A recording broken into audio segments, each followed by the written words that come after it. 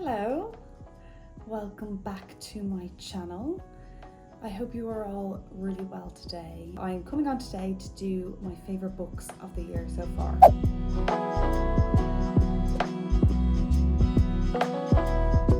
I just got out my Goodreads and I was just seeing how many books I've read on 22 books, and it is currently June 5th, so I am actually recording this a little bit earlier. In general, this year I would say hasn't been a great reading year, and perhaps that's one of the reasons I started my booktube channel, because I need more inspiration for books that I would love and I'd devour.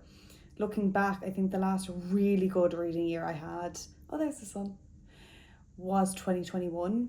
And when you just read 5-star after 5-star, I was flying through all the books. I was going on to a next one that was another 5-star, another 5-star. I was like, ooh, there just hasn't been a year quite like that. But I still have, let me just check, 2, 3, 4 favorite books.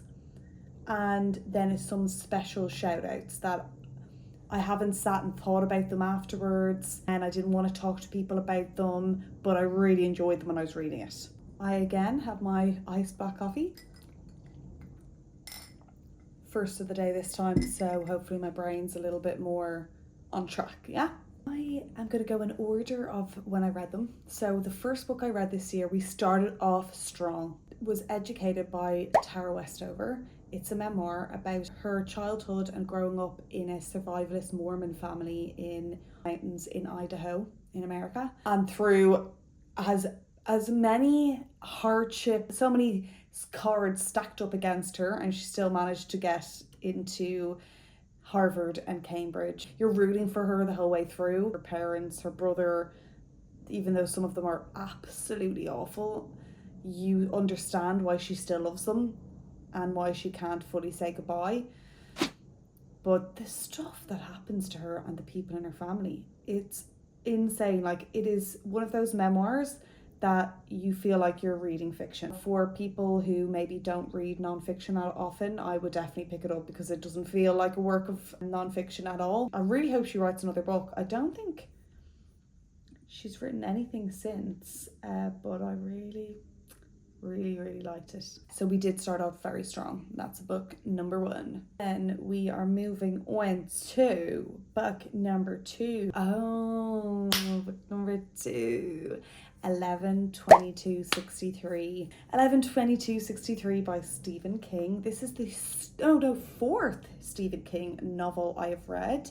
I actually didn't give this the full 5 stars. I gave it 4.5 because I preferred some of his other books more, and I felt like I couldn't give it a full 5 stars, but that doesn't take away from the fact it's still one of my favorite books that I've read throughout the year. It's such a big, dense book. So much research was put into it. I mean, how does Stephen King write as many books as he does and put so much detail, thought, craft? It's unbelievable. It's honestly unbelievable. I'm not surprised he's a Virgo. It follows the story of a teacher named Jake Epping, who is recently divorced, I believe, or broken up with a girlfriend. What was it again? Anyway, and he is chatting to a diner owner, his usual diner that he goes to every day, and the owner suddenly looks 40 years older than he did the last time he saw him, and he just saw him the day before, and he's like, this makes no sense. And that kind of creepiness of, it's slightly wrong, but not so wrong, Stephen King does so well. It's so tethered to reality that it makes you get chills in your bones. He tells him that he has found a portal to back in time in his diner to September 9th, 1958.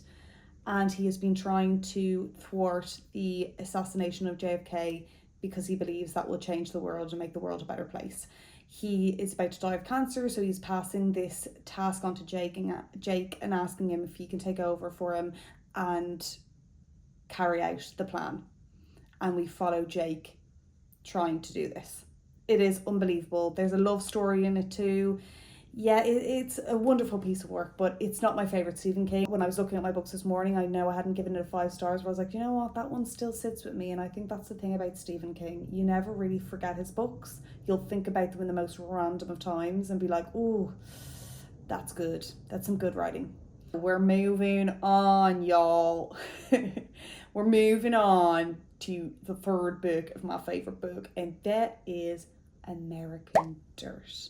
Again, another one that I gave 4 stars originally on Goodreads, and then the way that it affected me, and I thought about it after and I cried, I was like, oh no, that has to be a 5-star. But again, you know, my ratings don't make any sense sometimes. Sometimes you look at mine and go, but you gave that a 5-star and not this?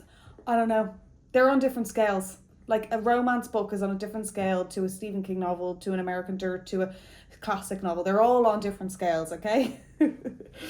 It was over how it wasn't even over that long period of time, but it felt like an epic saga, and the what they go through when they're on this journey. It's about a mother and a son. Their whole family have just been killed by the cartel in Mexico, and so they need to travel to America, to the promised land. Or is that really the promised land? But anyway, every kind of turn where something would come against them and you'd be scared that something would happen, and things that happen to people and the people you encounter on the way and all that kind of stuff. I really, really enjoyed it. Great book. Thank you, Janine Cummins, American Dirt. And last, but certainly not least, Pride and Prejudice by Jane Austen. Yeah, I'd never read it before, and I'll tell you what, absolutely loved it. I was giggling, kicking and screaming. I was like, the whole way through. The book was written in 1813, and I've never been so entranced by romance in my life. I like the very odd romance. That one, I literally was like, oh my god, Mr. Darcy. Oh, insane. I was insane. I was talking to people in work and they were like, okay, we get it. You like Mr. Darcy. I couldn't stop. I can only imagine it was loved by many back in 1813, and it is still loved by many today, and there is a reason for that. She writes with such wit, and her characters have so much bite, and oh, I just love it. And then of course I had to go watch the movie that came out in 2005, is it? With Keira Knightley. Again, how did I never watch that? It's going to be like my new favourite comfort movie.